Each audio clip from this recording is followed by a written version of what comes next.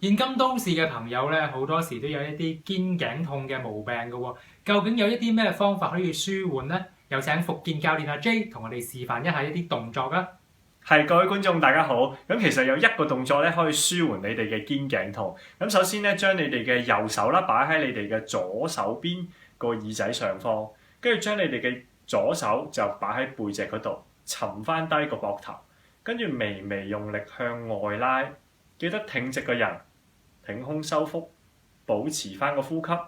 我哋呢個動作咧，大概有少少輕微拉扯就已經可以㗎啦，大概維持10至15秒左右，咁就可以㗎啦。跟住咧，我哋咧兩邊都要做嘅，相反啦，都係挺胸收腹，下巴收入去，向外拉，少少力得㗎啦，有輕微拉扯，唔需要太大力嘅，都係啦，膊頭沉翻低，挺胸收腹，保持你哋嘅呼吸，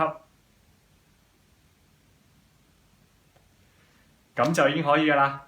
好，唔該晒阿 J 嚇。咁如果大家咧都想認識多啲復健運動咧，記得留意我哋運動人生啦。